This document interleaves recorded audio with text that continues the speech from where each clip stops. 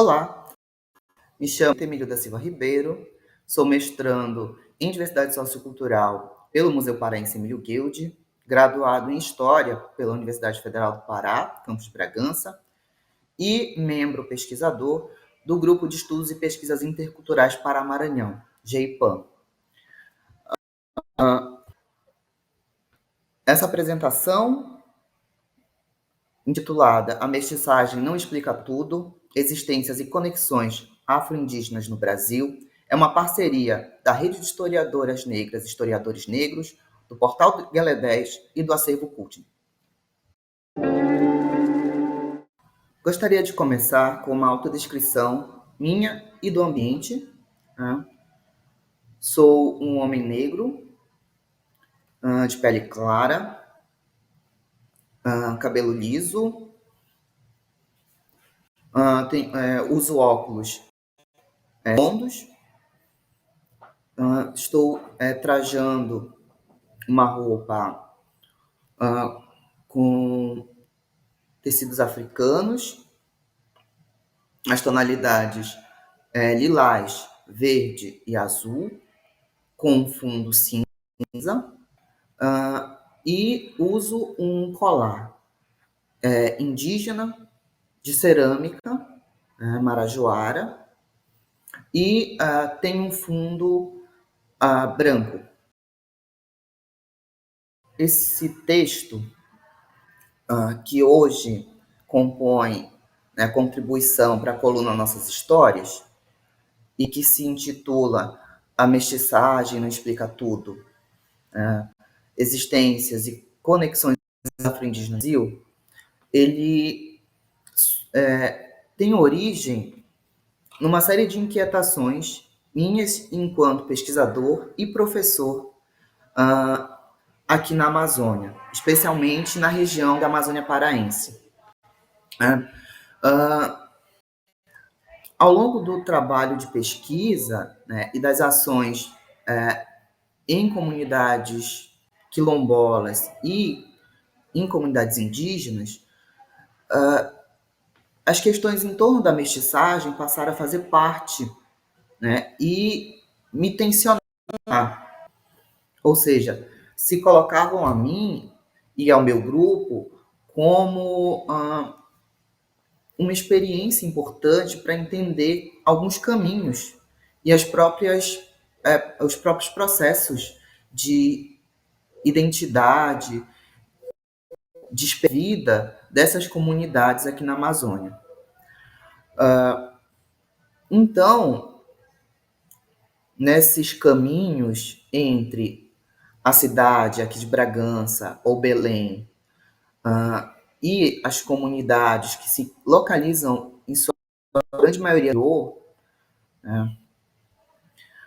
essas questões se tornaram algo importante para entender muito da vivência desses sujeitos, tanto hoje quanto também no passado. Então, a história em torno desses processos de, entre aspas, misturas.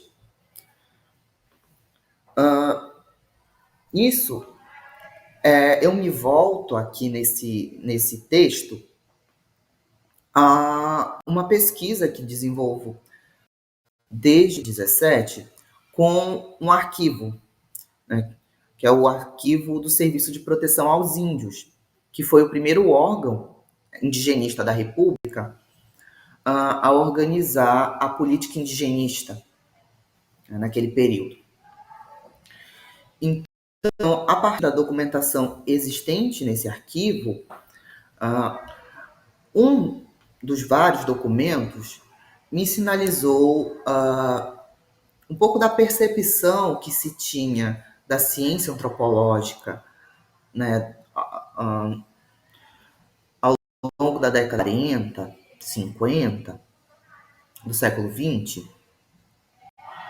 como se percebiam essas relações históricas entre esses sujeitos, entre negros e negras e indígenas, nos seus vários territórios, na Amazônia, mas também em outros lugares né, do Brasil, especialmente o Nordeste, né, e também a região central, né, do Planalto Central.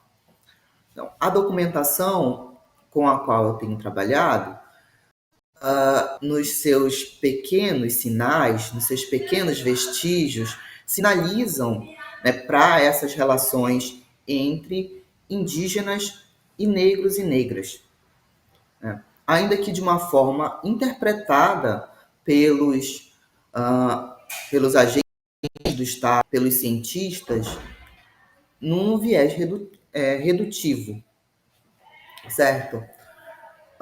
Por quê? Se mobilizava uma visão da própria mestiçagem, desse mito da democracia racial, e de todo o processo em torno de aculturação e de mistura. Então, trabalhar isso no âmbito do Serviço de Proteção aos Índios era também organizar e entender para aqueles sujeitos o próprio funcionamento das sociedades, né? Buscando principalmente sentidos de pureza, né? Ou graus de contato e de mudança cultural. Então, essas aproximações elas vão ser traduzidas na adoção e também na produção antropológica desse período, dentro dessa retórica, né, dessa narrativa da mestiçagem. Nisso, um dos documentos principais que eu encontrei no arquivo do SPI foi uma conferência escrita e lida pelo Darcy Ribeiro, um grande antropólogo brasileiro do século XX, que muito influencia a construção da antropologia no Brasil como ciência, e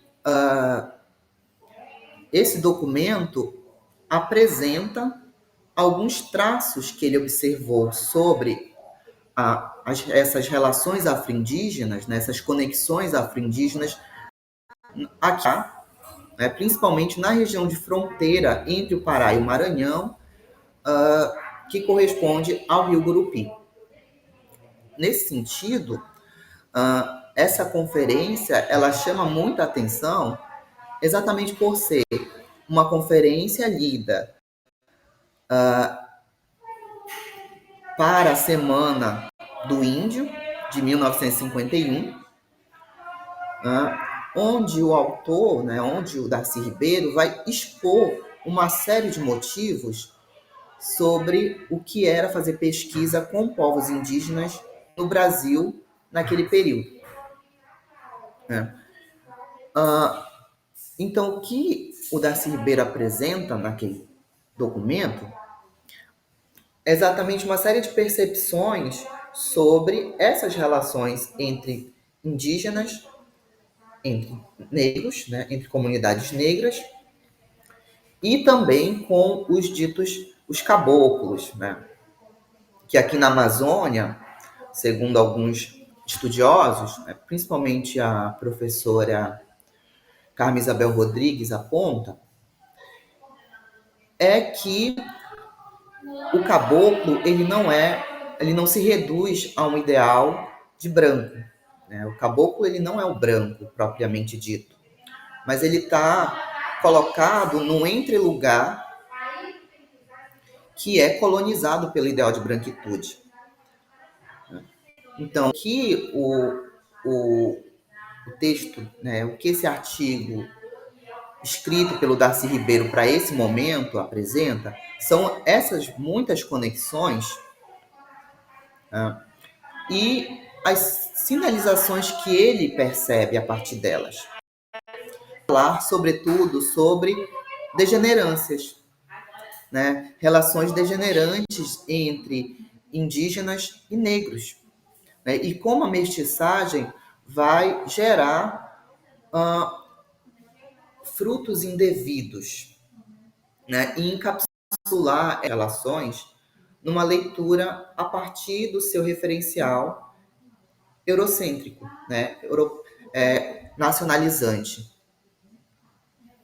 Então, são existências que, do ponto de vista histórico, se enlaçam, né, se enredam por entre as florestas, por entre os rios na Amazônia, e não só na Amazônia, como em muitos outros lugares do Brasil, e que a visão científica da época, a visão do Estado na época, buscou sempre, né, traduzir e reduzir a questões essenciais, sobretudo questões essenciais em torno da identidade e em torno de um certo sentido de classificação racial,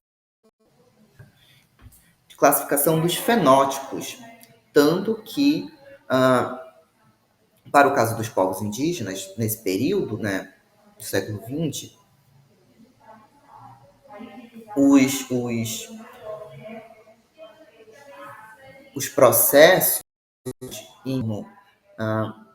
dessas tendências de classificação vão falar, né, e vão apresentar os chamados tipos raciais indígenas, né, que se formam a partir desses processos de mistura, né, e que vão ser traduzidos pelos agentes do Estado como sinais, sinais de degenerância, sinais de descaracterização cultural, sinais de uma perda de pureza, né? Então, a partir desses meandros, se observa como essas relações diversas entre esses sujeitos vão também servir como munição para fazendeiros, os próprios agentes do Estado e outros indivíduos ligados à sociedade nacional e a seus circuitos hegemônicos, como uma forma de justificar que esses sujeitos não tinham mais direitos. Direitos a um território, direitos a direitos a uma série direitos a uma série de coisas, né, que faz parte da própria constituição dessas comunidades, né? Nas suas relações de parentesco, nas suas relações com a terra, nas suas relações com a natureza, né? Nas suas relações com a própria sociedade nacional, né? E de elementos que não reduzissem a experiência desses indivíduos a uma mera questão identitária, né? Então, o que esse texto ajuda a chamar atenção a partir do ponto de vista histórico é como para muitas dessas comunidades essas relações interesses, né, e interraciais se colocavam como algo próprio do cotidiano e que não implicava em um processo de descaracterização dos jeitos, né? Ou um processo de negação das suas identidades. Porque, nesse sentido, as identidades elas vão sendo agenciadas também do ponto de vista político, né? Então, os indígenas e também algumas comunidades negras se constituem nesses processos de relações, né, alianças, disputas, casamentos, né, conflitos. E o parentesco ele tem uma uma forte ligação nessas comunidades, né, que amplia, né, também essas relações e o sentido de território. Por que eu faço um pouco dessa digressão aqui? Né? É exatamente para que a gente perceba como leituras do passado, a partir da documentação, essas leituras precisam ser analisadas dentro do seu próprio contexto, né, de construção de discurso. Porque o que o Darcy Ribeiro acaba mobilizando nessa conferência para a Semana do Índio de 1951 é exatamente tentar explicar uma relação histórica a partir dessa visão da mestiçagem da aculturação. E o que é mais interessante nesse ponto é como ele vai trabalhar essa mestiçagem, né, esse processo de mistura e os contatos entre essas duas comunidades, né, comunidades negras e comunidades indígenas aqui na região do Rio Gurupi, né, ou seja, nessa região de fronteira entre Pará e Maranhão. Nesse momento onde ele vai falar sobre esses processos, ele foca a sua explicação nos Kaapó. Os Kaapó eles são um povo indígena aqui dessa região de fronteira. Hoje se localizam sobretudo no Maranhão, né, na terra indígena Alto Turiaçu. Mas as suas comunidades, do ponto de vista histórico, elas sempre estiveram em trânsito entre o Pará e o Maranhão, né? E sempre estiveram em contato com outros povos dessa região, como os Tembé, como os Timbira, né? Eles sempre estiveram em contato com comunidades que construíram quilombos. O Darcy Ribeiro chama atenção para duas comunidades nessa conferência, duas comunidades negras que hoje são reconhecidas enquanto comunidades quilombolas, que é a comunidade Mari e a comunidade Camiranga. Ele vai comentar sobre isso. Quando ele chega a essas comunidades, ele observa que ele diz, né, entre aspas, que praticamente só a cor da pele os identificam como negros, porque no mais eles são como os caboclos da região, né? Porque eles, entre aspas, absorveram elementos culturais indígenas e isso fez com que eles se transformassem, né, praticamente numa aculturação reversa, né, e num sincretismo reverso. Em que sentido?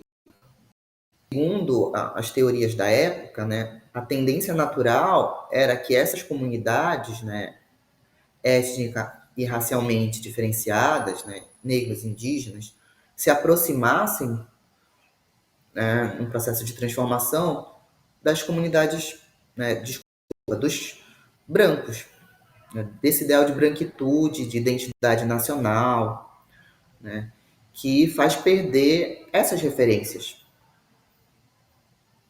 Então, quando Darcy Ribeiro chega a essas comunidades, né, e observa que esses negros estavam muito mais próximos dos indígenas, ele explica isso como um processo de aculturação reversa, né?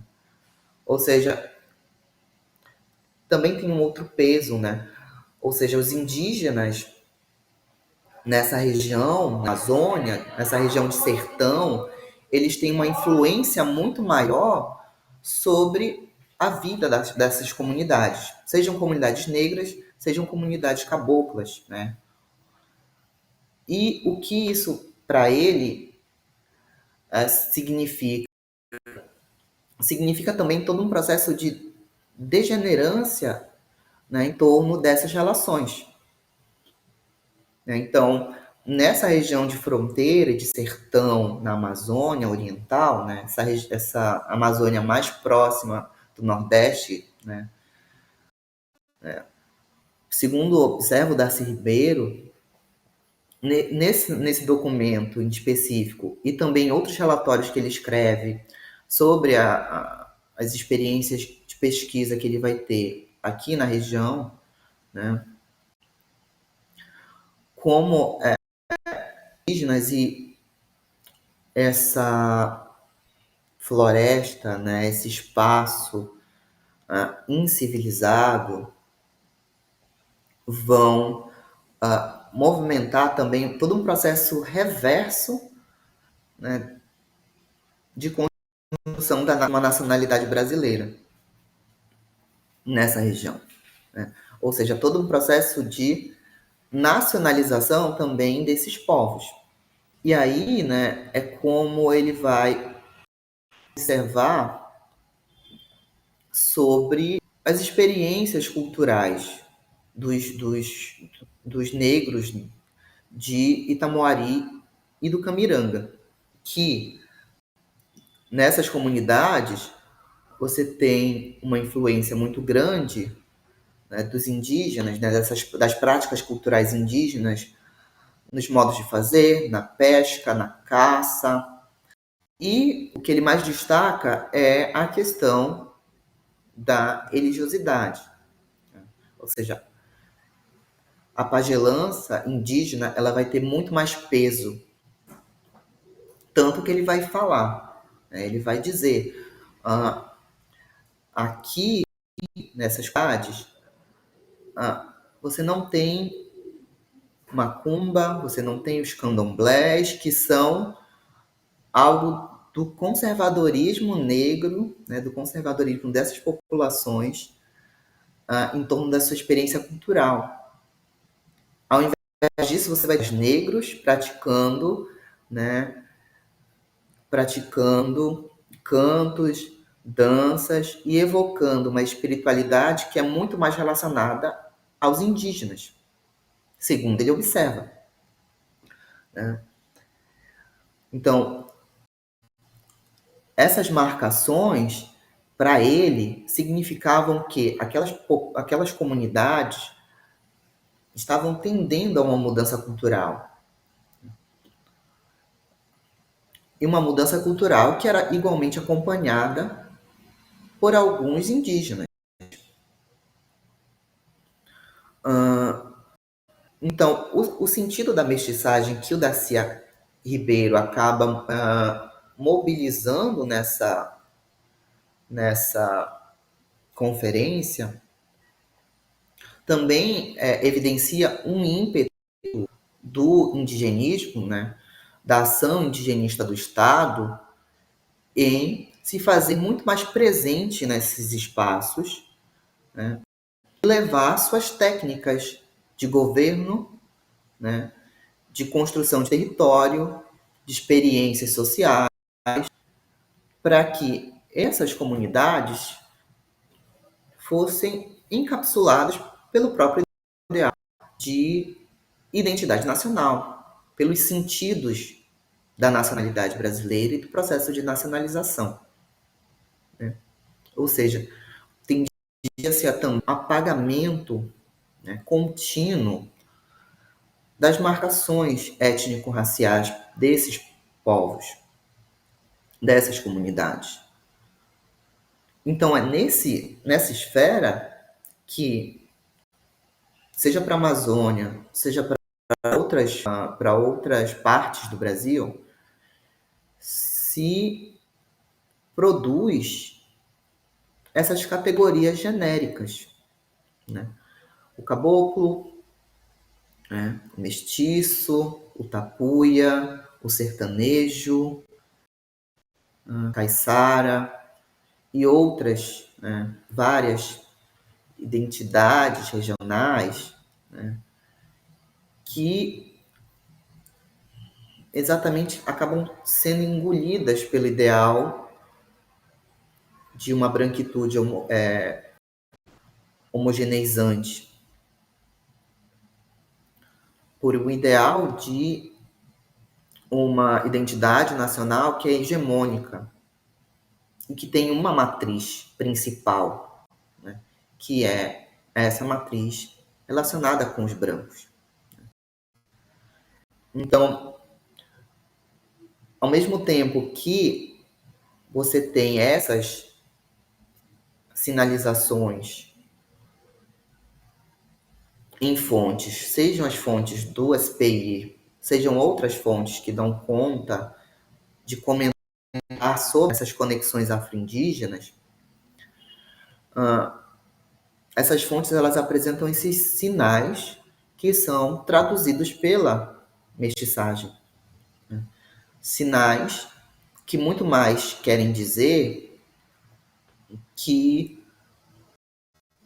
é necessário que a mestiçagem, né, que esses processos de mestiçagem sejam endossados pela ação do Estado, né, pela ação desses agentes, né, seja do próprio Serviço de Proteção aos Índios, seja de outros órgãos que vão lidar com questões indígenas, com as questões dessas populações negras, que em alguns momentos essas populações vão ser rotuladas como trabalhadores nacionais.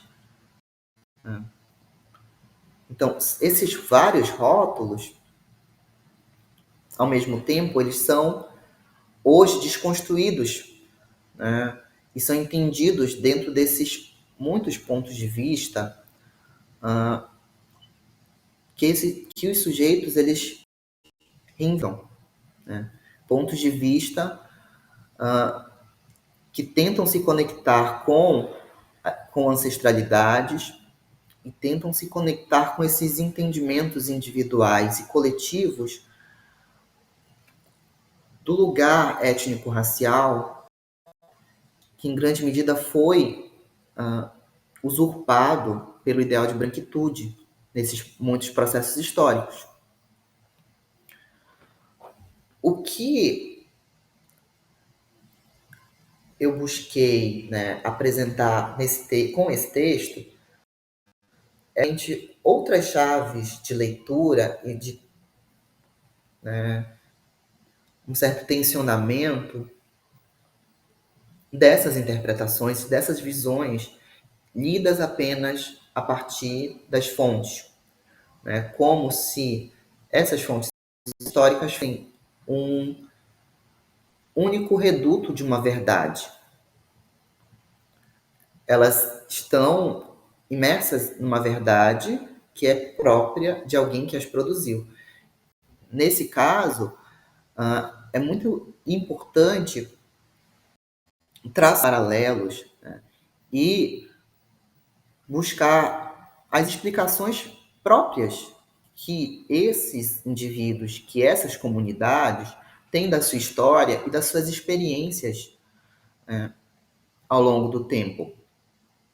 Ao longo do tempo e ao longo dos.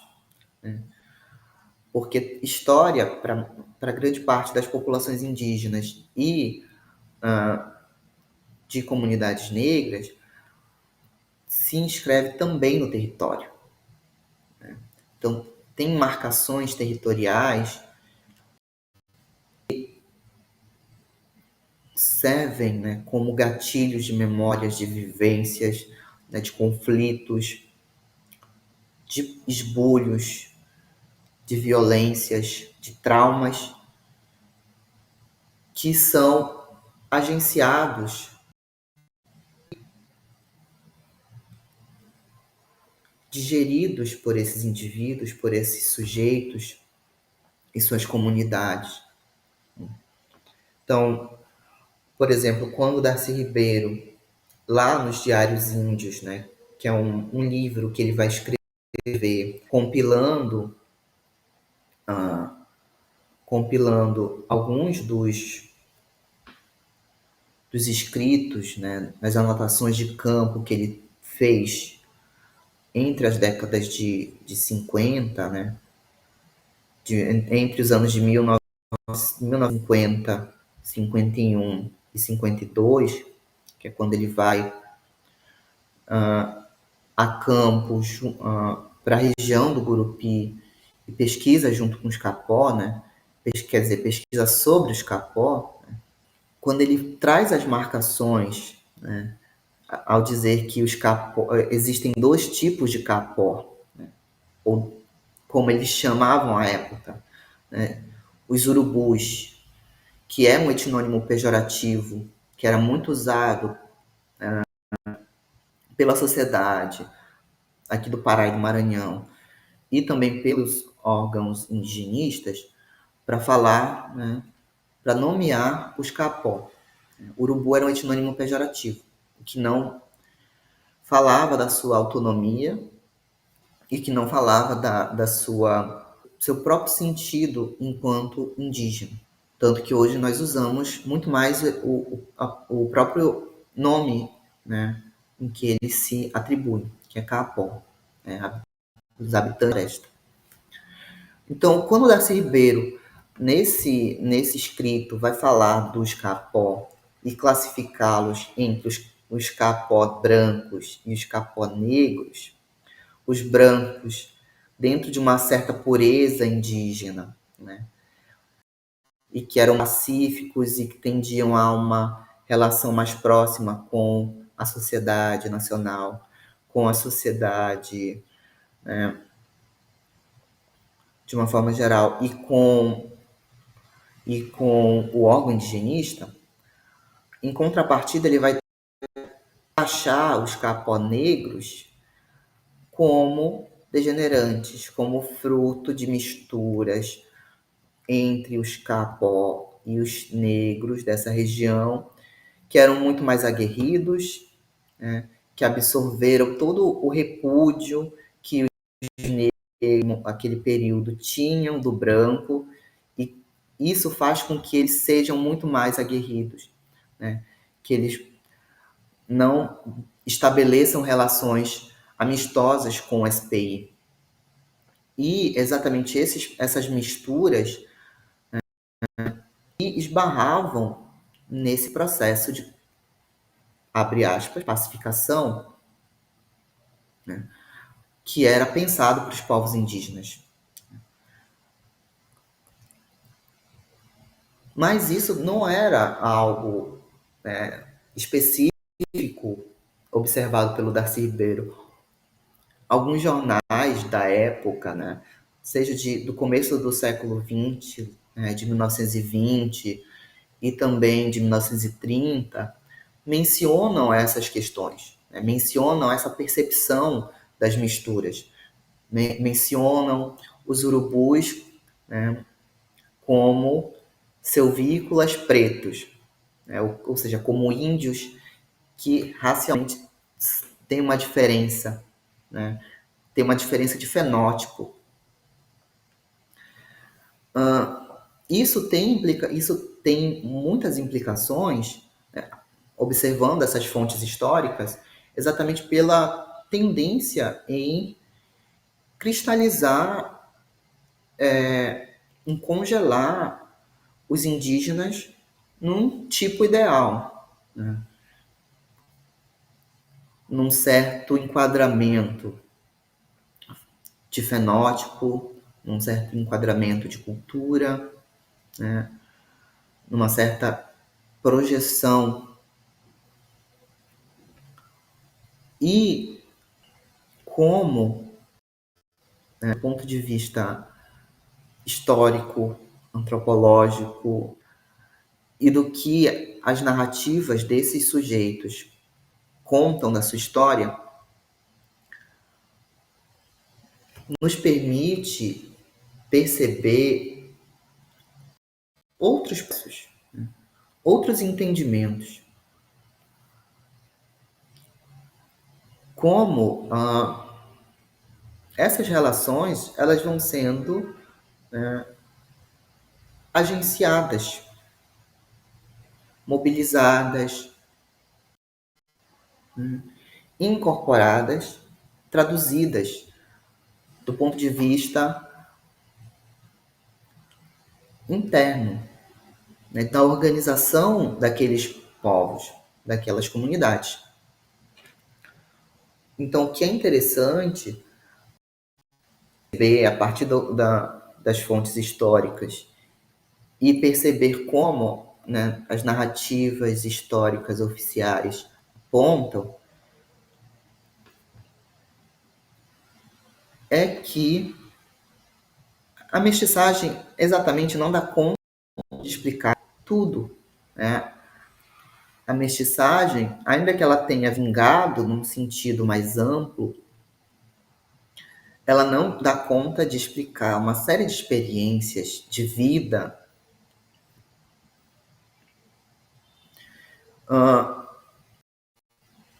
que falam mais das, das, das vivências, né, desses processos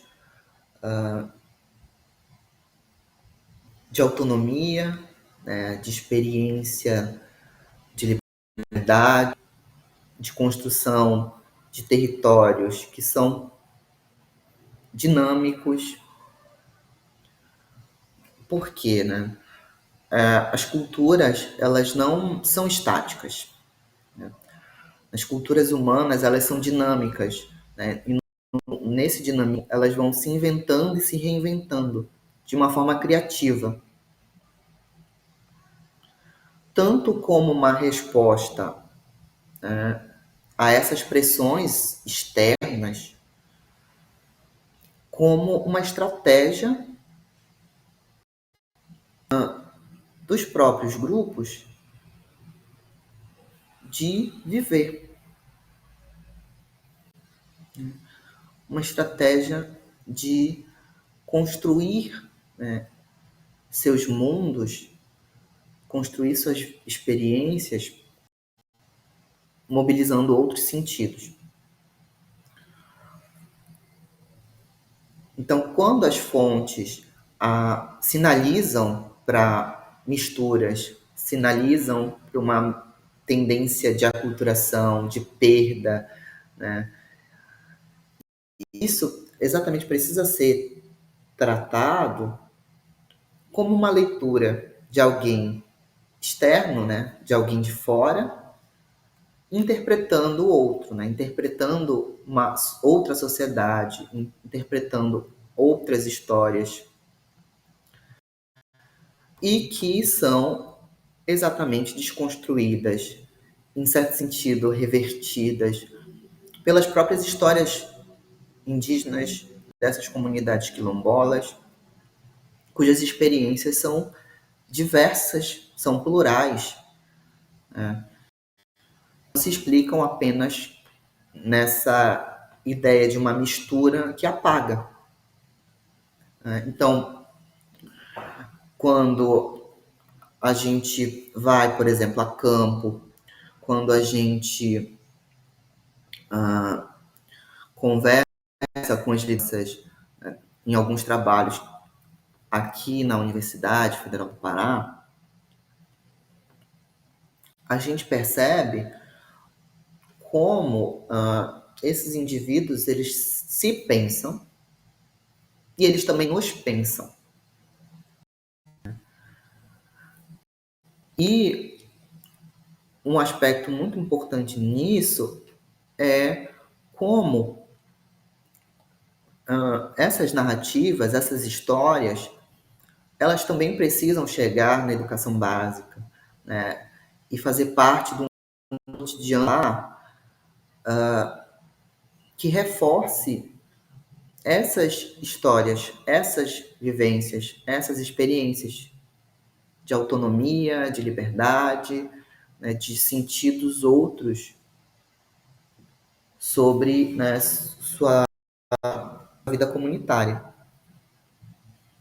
Então, um trabalho interessante que a gente tem desenvolvido aqui na UFPA de Bragança é, nesses trabalhos com os indígenas e com comunidades quilombolas, construir materiais paradidáticos, né, e a gente recentemente lançou cartilhas pedagógicas para uso em sala de aula, exatamente mostrando, né, como esses indígenas e como essas comunidades quilombolas contam suas histórias, né, e mostram todo um processo que não reduz as suas experiências à própria mestiçagem, à própria mistura.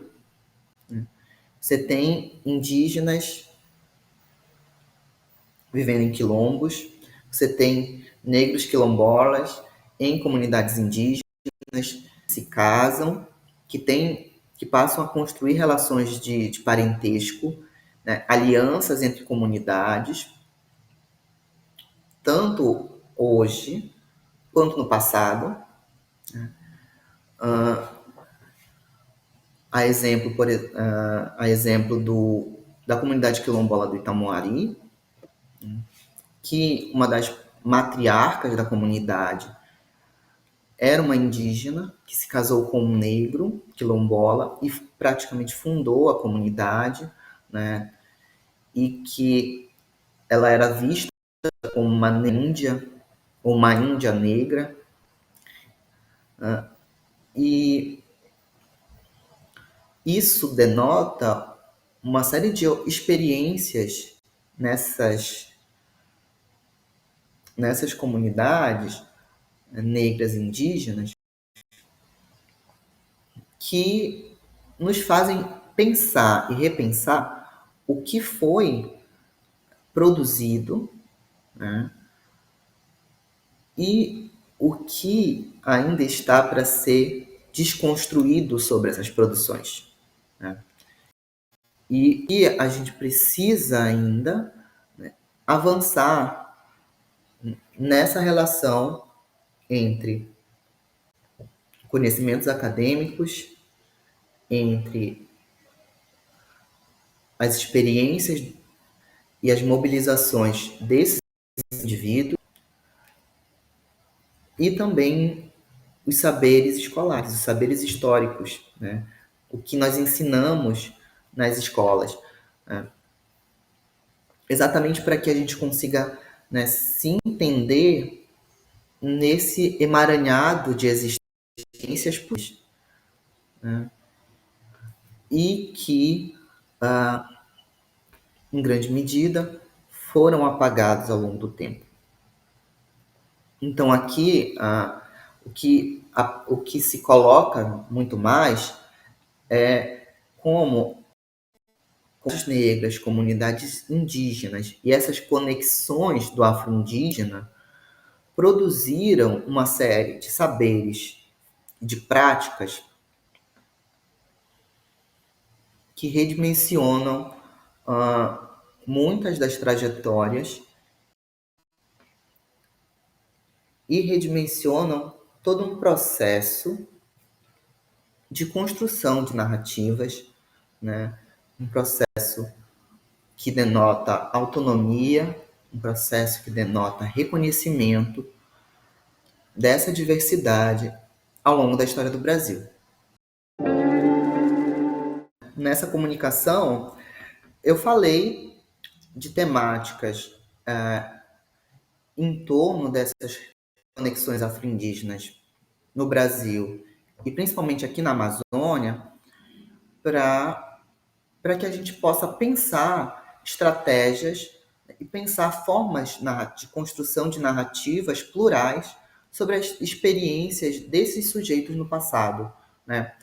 Pensando seus processos de autonomia e de reconhecimento, né? Que perpassam também direitos intrínsecos à sua própria experiência aqui no Brasil e também em outros lugares da América Latina e do mundo. Muito obrigado, gente. Abraços a todas, a todos e a todes. Venham para o Pará e vamos continuar construindo nossas experiências de liberdade.